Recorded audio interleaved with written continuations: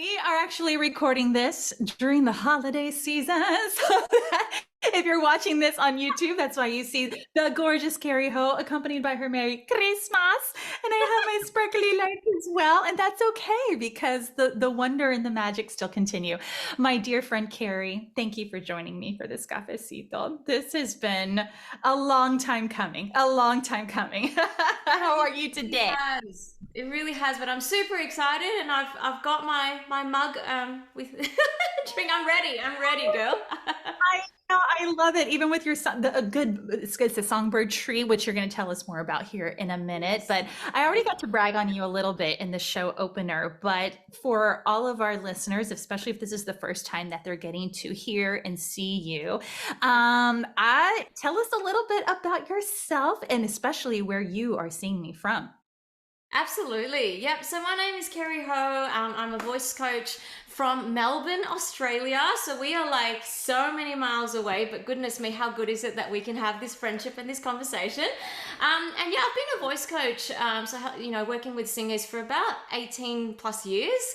But about 12 years ago, I started the Songbird Tree, which is basically, the online space and the safe place. I mean, I like to call it a safe place where songbirds from anywhere, any levels around the globe can come together and just really be, encouraged and supported and equipped with great teaching and also great community, to really take flight as a singer. So that's what I've been, investing myself in for the last 12 years. But other than that, I'm a musical theatre nerd, like literally biggest geek on the planet.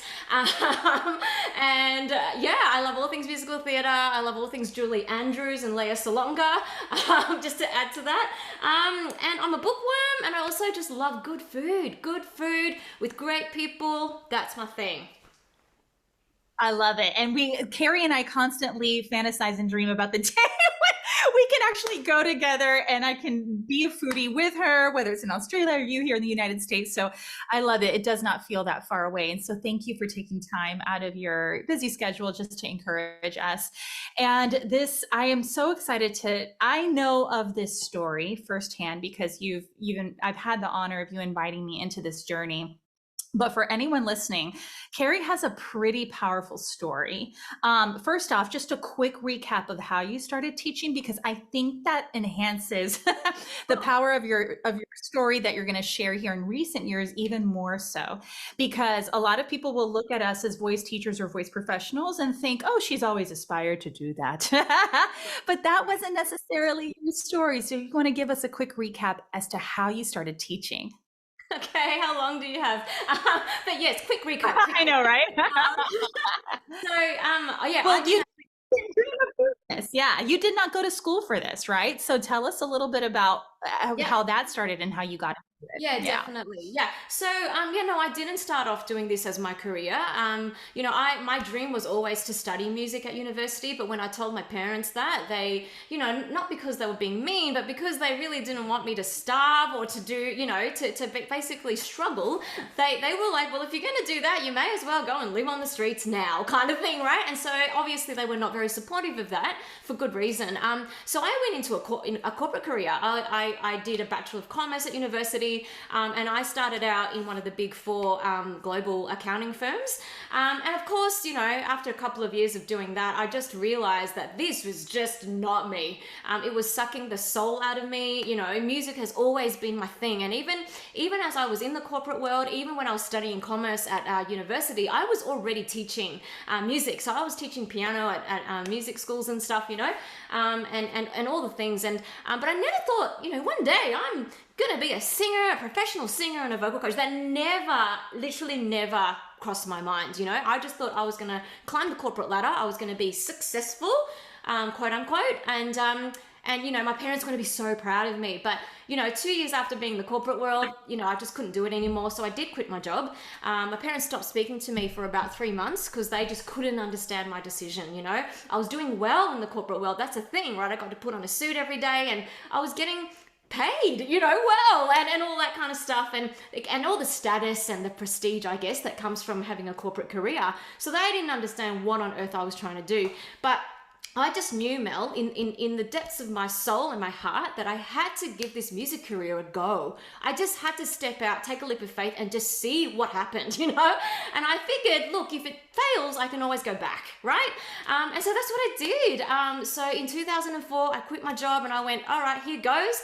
But here's the thing, my singing teacher at the time, so I was just a singing student at the time, okay? I was just trying to improve my voice. I was having all the difficulties that every singer experiences. I didn't have a high range. I felt like I was cracking all the time. I felt like I had two very distinct parts of my voice that just wouldn't marry together. You know, all the things, all the things that we've experienced, but also our students have experienced. And then my singing teacher said to me, you know what, Kerri, I reckon you would make an excellent vocal coach. How about I train you up and you can actually take over some of my students, because she was going on tour. You know, so I don't know whether it was she saw potential in me or she just wanted to hand over her students. I don't know. But at the end of the day, I'm so thankful to her. So shout out to Zerafina if you're listening by any chance. She was the one who gave me my big break, and even put the thought into my head that you could actually be a voice coach and that you could actually be a professional singer full time. You know, so that's where it all started. Yeah. Wow. So thankful for her faith in you, because Yeah. then after that, you were just faithful in doing what you were doing, launched a YouTube channel. How many? You've reached over 100 million, correct? Wait, what's your big number? What's of you of Right. No, viewership I've right now? 102,000 subscribers, not 100 million. 102,000 subscribers. In my head, it's 100 million in my head. Yeah, yeah, right. Yeah. Like, But you know, it's substantial. sorry, what? So substantial still. Like, I mean, just Oh, to have that following, and that's how I came, that's how I was able to find you. I mean, like yeah. YouTube, and growing that, and now you have a very successful voice teaching business and everything. And Oh, you thank are you. a professional singer. You have a beautiful voice. In fact, I may link some of your some Oh, of your thank just your you. singing videos in this episode so that our listeners can really enjoy you. Yeah. So, I mean, there's this perception, Mhm. because we're kind of debunking a lot of this, right? Like, you kind of said, why not, to trying, being a voice teacher and singer, and look what you've done because of that.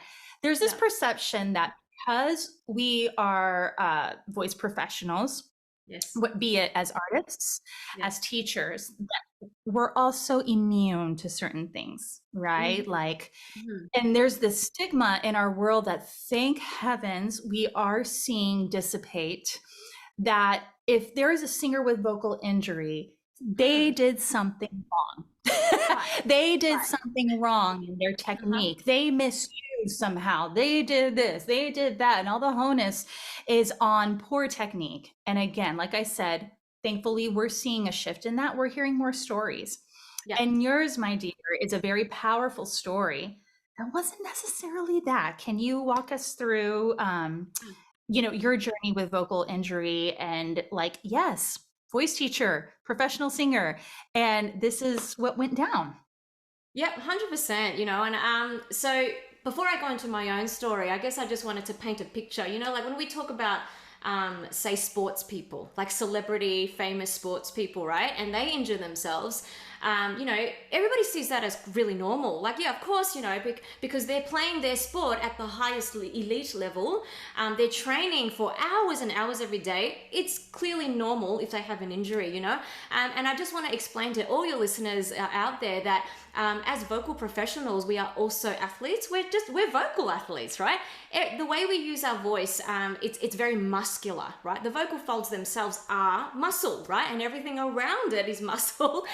And so, at the same time, you and I, as vocal professionals, and other people out there who do the same thing, and even just those who just use their voice a lot in their profession or in their day-to-day life, we're operating at a very high level in terms of just the vocal usage, right, and vocal load.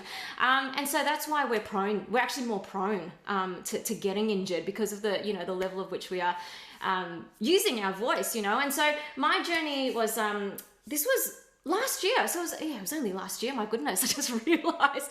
Yeah. So last year, after I'd been sick for quite a bit. So I'd in Melbourne at around, I think it was April or so last year, there was like this crazy flu epidemic that kind of just swept through the whole city. And people were getting really, really sick with the flu. Like I'm talking about in bed for days, coughing your insides out, like just getting super sick, right? So I got that. And I ended up quite sick for a while, and this incessant cough that I had just wouldn't go away. And it was a really bad cough. You know those kind of coughs, Mel, where it really hurts your throat? Like I'm not talking about a little, Yeah. I'm talking about your vocal folds slapping like crazy and the, crazy trauma, right? So I had this crazy cough, but, a couple of weeks later, I started to feel a bit better. And, where our work is in the voice profession, I can't necessarily just decide I'm going to take a whole month off, just like that, right? Because if I don't work, I don't get paid. So that's just the reality. And I thought, look, I am feeling a lot better. I still have this cough, but I'm going to have to get back to work. So as the diligent, Asian hardworking girl that I have been raised to be, I went back to work, right? And in terms of my day-to-day work, it looks like 6 to 8 hours of non-stop teaching. And in the teaching, I am demoing, vocal techniques. I am singing hard songs that my students are trying to, nail, right? All day, every day. But I'm also a professional singer. I perform. So I'm also rehearsing my repertoire. I'm also warming up my voice and working out my voice every day. And obviously going to rehearsals and doing the gigs and doing those things. So it looks like huge vocal usage every single day, right? And so little did I know, as I was getting back into work and kind of, getting back into all the things, I was starting to feel a bit off with my voice. So I was like, why is my voice so tired all the time? I was finding that I was, at the end of a day, my voice, my literal pitch of my voice would lower. Like I've got quite a sing-songy voice, people kind of tell me I sound a little bit like a Disney princess, which I take as a compliment, but You totally do, and you're my favorite. Mel, you're so sweet. Anyway, and but by the end of the day, Mel, I would sound like this. I'd be like speaking right down here, and I couldn't lift it. After I just thought I'm probably just tired. I need to steam. I need to do all the things that I know to do and everything. But after a while, I realized that this just wasn't normal. So I ended up going to see an ENT and a speech pathologist. And and here's one thing I need singers to understand. When you go and see an ENT, if you are sort of thinking that it might be something wrong and you want to get checked out, go and see someone who is an ENT, who is a voice specialist. They must be a laryngologist, okay? Because here's what happened to me, all right? I already knew that, but in Australia, I don't know what it's like in the US, but you need to get a referral from a GP, right, to see these ENTs. You can't just go directly to an ENT. And I went to my GP and I said, look, I'm having voice issues. Can you please, just give me a referral? And I asked him, is this ENT a voice specialist? And do you know what he said to me? He goes, there's no such thing, Kerri. Well, they wouldn't have any work if all they did was specialize in the throat. And I thought, what the? But he was the GP. I didn't know what to say to that, and I just went, okay, whatever. So I went with what he did, and lo and behold, I was right. He had actually referred me to an ENT who was not a voice specialist, and so she gave me a laryngoscopy, I think it's called, where they put something through your nose and into your throat, and they saw nothing. So they were like, your voice looks fine, it's healthy, it's good. So I went away going, but there's something wrong, and I don't believe you, not that I was trying to be negative, but I just know that I know my voice and I know how it's supposed to work, and it wasn't working that way. So I ended up then needing to go back to my GP and saying, you need to refer me to, and then I did my research and I found the person who I knew was a laryngologist. Anyway, so cut a long story short, finally I got to the right person, right? And guess what? They did find something. So that's the first thing I want all singers to hear.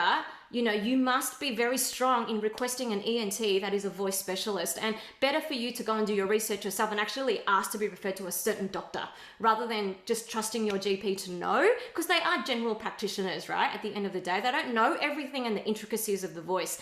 Yeah, so because otherwise you end up paying double. I paid for 2 tests that the first test I paid for, it was a whole waste of money, right? Because I didn't see anything, because I didn't have the strong instruments to see, right? Anyway, so then I went to the right person. Lo and behold, The words that no singer ever wants to hear, I heard. Kerri, don't freak out, but you have nodules. And my heart sunk. It just went from kaboom. Because I'd been told in the previous test that there was nothing, I really wasn't expecting anything like that. I knew something was going on, but I didn't expect that, Mel, right? So it was like a big, like, whoa, you know. But the first thing the speech path said to me was, Kerri, I know what you're thinking because you're a voice coach and everything. You're probably thinking this is your fault, and you're probably thinking that you have somehow done something wrong. Don't go there. You haven't. It's because you're a vocal athlete and you work at such a high level, and so you're very prone to injury. And from what you've told me, this is what it sounds like has happened. You had a horrible cough, and coughing is so traumatic to the vocal folds, right? You probably hadn't fully recovered, and then you had to go back to work.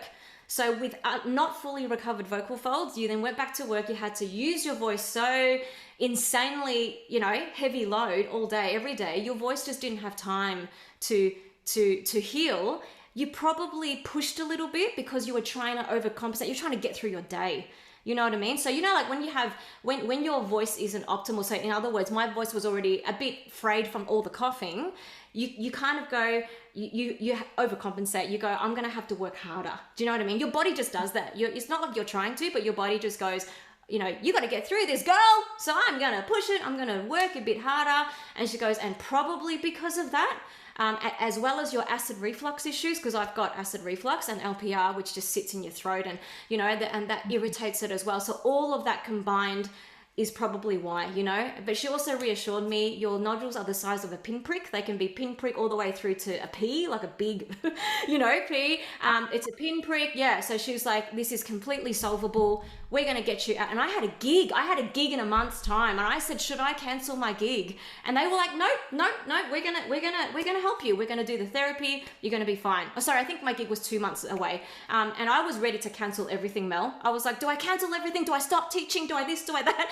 They're like, no. You're a voice professional. You need to keep on doing what you do. But what we're going to do is we're going to talk about strategies around, just how long you're teaching at a time, breaks, all the things, And so then I went through a process of therapy and everything. And I'm so happy to say that not only am I nodule free, and, I had a follow-up, of course, a couple of months later, and my vocal folds were pristine, apparently, and very, very healthy. But I learned so much about not only my voice, but also my identity in that, which I'm sure we'll get into. But it was just like, at the time when I heard the news, it was like the worst news on the planet. And I thought, that's it. This is the end of me. I really did. I actually thought this is the end of my voice career. I'm going to have to go back to the corporate world or something. I don't know, right?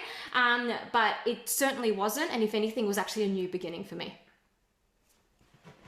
Oh my gosh, Kerri. Woo! There's so much to unpack just in that little bit, because you talked so much about the importance of like intuition and your gut feeling and knowing your voice. Like you mentioned identity. And if you take anything away from this conversation, is that if you're a performing artist who does work with a voice professional, they are a tool, they are an aid. Kerri, you just listed a whole bunch of voice professionals that you saw in the medical field, as well as, just in teaching. And so they're not the end all be all, right? They're tools, they're guides, they're aids. Had it not been for your own, the trust in yourself and knowing yourself and knowing your voice and the knowledge that you have, to push back and advocate for yourself. So yes, please advocate for yourself. And this is the beautiful part of the story, that it did not derail you, right? Through voice therapy. And I mean, even having all the head knowledge too, to when it happens to you, going through the very human process of fear, and then, okay, wait a second, retooling, refiguring out, and all the things. I still remember, just from girlfriend to girlfriend, you coming to me and saying, oh my gosh, this happened. And then to hear them like give their blessing that you could still perform too. Cause I was concerned for that as well, just from a artist standpoint. Right. So tell us then what happened, because this just wasn't any gig. At being the music theater nerd that you are, this was pretty near and dear to your heart, an incredible opportunity. And so I'm going to be quiet because I don't want to ruin it, but I want you to tell us about this opportunity. And then your story of how you performed and how Yeah. you felt afterwards. Yeah, love it. Thank you. Yeah, and, and first of all, though, every case is different. So it's not that Of course. everyone should go out and do what I did, but I think it's about definitely getting your crew, your team, right? You got to get the right ENT, the right SLP. You've got to have all those things in place and then go with their guidance, right? Once you've found the right people. Anyway, so to go back to that, yeah, they said no. We don't want you to stop gigging. We don't want you to stop teaching. But what we want you to do is to re-look at your calendar and go, okay, where in my day can I actually put more vocal naps or breaks in, right? So that you actually have adequate rest, period. So I went through a whole process of just like reordering my calendar, making sure that I was really managing my vocal load better. But going back to your specific question about the gig, so prior to this, I had expressed interest to perform. So in Melbourne, there's this organisation called Broadway Unplugged. So shout out to Danielle and the guys over there. They're amazing people. And they exist to basically, it's like a whole nother avenue to perform musical theatre, without being in shows and stuff like that, right? But it's also a way in, into the industry because they basically hold regular shows where industry people are there. You get to perform with professionals as well as up and coming emerging Broadway artists and things like that. So and I had very, very fortunate, had been chosen to be a part of the showcase that they were having in December, and bear in mind I got diagnosed with the nodules in November. So, right, so I'm like, stop, but yeah, they were like, no, we're gonna get you back on track, right?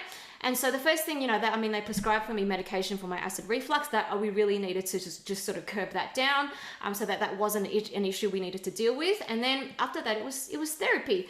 But the thing is, I almost didn't do this gig, Mel. Like I literally contacted the musical director and I was like, I was open with him. I was like, look, this is what's happened. This is the diagnosis. I'm kind of freaking out right now and I'm not sure if I can sing. But he was so supportive. He was like, look, we're happy to do whatever you're comfortable doing, Kerri. If you want to sing, we're so happy to have you, obviously. But if you can't, we can have you next time. And he was just so, he even talked about, what about changing the songs? We could even move the keys of the songs, whatever, finding a way to do it so that I wasn't feeling completely stretched and like I had to, you know what I mean? Like, yeah. And so I ended up doing it. So, with the help of him the musical director being so supportive of me, we chose songs that I just felt like I could nail, right? That I sing all the time and, I know like the back of my hand, that kind of thing. And also that I connect with really like strongly emotionally. And then with the SLP, we had 3 or 4 sessions. She was amazing. So Debbie Fineland, if you're out there listening, big shout out to you. Anybody in Melbourne who ever wants to see an SLP, you got to go and see her. She's the best in the business. And she was just so good. And it wasn't just the exercises she gave me and the resets she gave me and just using my voice a lot more efficiently and things like that. It was actually the way she didn't make me feel bad for the fact that I had gotten nodules. You know what I mean? As a singing teacher, because that really hit me hard, Mel. I struggled when I first got that diagnosis. My first thought was, I'm a failure. That was my first thought. You know what I mean? I'm a failure. Who am I to be a teacher when, I've done this to myself, quote unquote, right? Yeah. And it hurt. Like I suffered for quite a while just feeling like I was the worst. Do you know what I mean?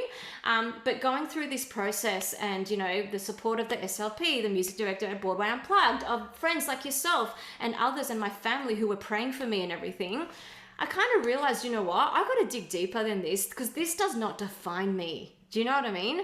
I need to be able to be so sure in myself that, it's not about how well, and I say this to my students all the time, I'm sure you do too, Mel. We tell them, how well or how not well you sing does not define who you are. You are much more precious than that. You're much more than your singing and your voice. Do you know what I mean? But I had to practice what I preached. You know what I mean? Like when it happened to me, I had to preach to myself, girl. Like look in the mirror and go, girl, you are precious. You are valued beyond your voice. And the fact that you got a vocal injury, it doesn't mean that you're a failure. It just means you're a voice professional who operates at a level so high that your vocal load is really heavy, and you know, you're more prone to it. And now learn how to manage your voice better so that you can even get better. Do you know what I mean? And I can tell you, Mel, that, you know, on the day of the gig, right, I was obviously really freaking out and everything, but I was also really excited. I couldn't believe that I was actually going to do this, you know, even after all that had happened with the diagnosis and everything. It ended up being the most incredible experience of my life. Like, I think one of the best gigs I've ever done. And I remember seeing my SLP afterwards and her asking me, how did you go? And I was like, I reckon I sung the best I've ever sung up until that point. And it's like, how does that happen? Do you know what I mean? But didn't you just say you had nodules a month ago? Like, you know what I mean? How does this happen, you know? And it is because of digging deep and going through the process of therapy, obviously, but also, mentally speaking, resetting my identity and not letting that derail me, you know, because you know this, our minds, our hearts, our voice, they're all connected. Our body, it's all connected. So if you go around going, I'm such a failure, I can't sing, blah, blah, blah, you know, I'm not good enough because I had a vocal injury, then that's what's going to come out of your voice. Do you know what I mean? But if you sort of stand your ground and you tell yourself that you are beyond, that's not your identity and you're beyond that, and you just go out and you just give your heart, like it just changes everything. At least that was my experience, but it just took me to a whole nother level, Mel, in many ways. So while I don't wish this upon anybody, and you know, if I could have learned these lessons a different way, I would choose that. But to be honest, I'm actually really thankful for this experience because it really changed me. It changed me in all ways, you know? So yeah, anyway, blah, blah, blah. I can keep No, going for Kerri, I know. We really could. I really could, because I mean, when you're forced to make a pivot the way that you were forced to, like you said, you're thankful that was it hard, of course, but look at who you are now. Look at how I'm sure that's transformed the way you even teach now. And you shared a little clip of that performance, and of all the times I've seen you sing from afar digitally, you know, because one day I believe it's going to happen in person, but I have to agree, it's one of my favorite performances I've ever seen you have. Oh, wow. And I think maybe I don't want to take away from just the clarity of your vocals or how beautiful holistically the performance was, but also I think knowing the story, knowing the journey of what took place, you know, getting there. It was emotional to experience too and watch, knowing what you've gone through. And yay to the power of discipline as well, to go through the therapy, to be disciplined with everything that you were prescribed to do, you know, and how now you can encourage your singers and all of us listening as well, you know. And thank you again for this reminder. I feel like this is a theme that keeps popping up, and I do believe in providence. I don't think it's just a coincidence of this constant loving reminder that we're more than our voices, you know. Yes, and absolutely. that was Absolutely. probably, would you agree, that's the biggest lesson, the biggest pivot for you? Sure, your voice is amazing. I mean, your voice has this beautiful clarity to it, and tone and rehabilitation and strength and blah blah blah, but so that no matter what comes your way next, right, you know, both the good, the bad, challenging, everything, because you kind of had a reset in your identity, you know, that's the biggest gift. Would you agree with that statement? 100%, yeah, because it was liberation. Like, going through this experience set me free. It set me free from defining myself from, you know, the quality of my voice or the quality of a performance. You know, we all have good and bad performances. You know, you do it enough, you're gonna mess a gig up. It's okay. You know what I mean? Yeah, right. And okay. Yeah. So the liberation, I think, was huge. Yeah, the liberation to to not sort of identify myself so closely with, you know, the quality of my voice, really helped me to let go of like tension and I don't know, just whatever hindrances, you know. And because of that, I honestly do, and I say this with you know, greatest humility and gratitude. I think I sing better than ever now, you know, and a big part of it is what I had gone through with this, you know. I mean, I learned how, you know, I sort of learned how to structure my day better, so that I could manage my vocal load better. I learned really precious exercises to reset between lessons and everything, that would just help me get my voice back into, optimal positioning after you've, just sort of used it a lot and you feel quite exhausted, right? Because if you keep pushing through on the exhaustion without resetting, that's when you start to accentuate, some problems, right? But yeah, absolutely. The biggest thing has been just going back to my identity, just, as a precious human being who is loved by God, whether or not I sing well or not sing well, perform here or don't perform there, or have a vocal injury or whatever, and that's been absolutely huge. Awesome. Awesome. Beautiful. Beautiful. So I know that you are still teaching and doing amazing work. So if any of our listeners are interested in working with you, connecting with you, where can they find you? And what are you up to? Yeah, sure thing. So my website is thesongbirdtree.com. So please do go and check it out, and drop me a line. I would love to hear from you. If you have a singing question, if you want to, ask me about anything, I do ways to work with me, etc. But yeah, at the moment, I'm doing all the things in terms of teaching. So the one-on-one private lessons, as well as group classes, as well as like I'll do sometimes once-off master classes and webinars and things like that. So do watch this space, everyone out there listening. But the thing that I am very excited at the moment, and I could say it really just lights me up, and like my heart just goes set on fire for this, which is my singing course and community. So it's basically a community of singers who we meet pretty much weekly to do live masterclasses online live, and singers get the opportunity to sing me snippets of their songs or sing through exercises that they're working on in the course that I provide. So it comes with a 30 module video course, and get feedback from me. So literally getting like the one-on-one coaching, but in a group, and here's the magic of it. The fact that it is in a group, it's so magical. I can't even tell you, right? Because you learn the skills of how to become confident to actually sing in front of others, right? And yesterday, actually, this is so timely because yesterday we just had our first ever community singing community showcase, and it was for all the people in my community, and they invited their friends and family. We had a huge crowd. It was crazy. And everybody got the chance to perform, and it didn't matter whether they were beginning, advanced, intermediate. Everyone had a go at it, right? And that sense of camaraderie and just championing one another, being each other's greatest cheerleaders was so apparent in the room. And that's what it is every week with this community, And so, yeah, that's it's called the Master Your Mix and Belt course and community, and you can go check that out in my website too. That's just something that's really lighting my heart up. And I just invite any singer at any level who, especially if you're the person who secretly dreams of just like, even if it's just like going to karaoke and nailing one song, right? But you just dream about it and you just think to yourself, nah, I'm a shower singer, I'm never going to get there. I challenge that thinking. Come and visit my community, and you just might change your mind. I love it. We will link all the things in the show notes for sure. Kerri, thank you so much. There's so much more to this story, and we can't wait to see how it unfolds in this new year for you. But before you go, my fellow musical theater nerd, I've got to know Yeah. what's on your Spotify playlist right now. You mentioned some big icons that you're a fan of, but is there a new show, a new song, something that you just can't get enough of right now? Oh my goodness, so many. Where do I even begin? Mel, do you have time? Okay, so recently I've really gotten into the song Fly.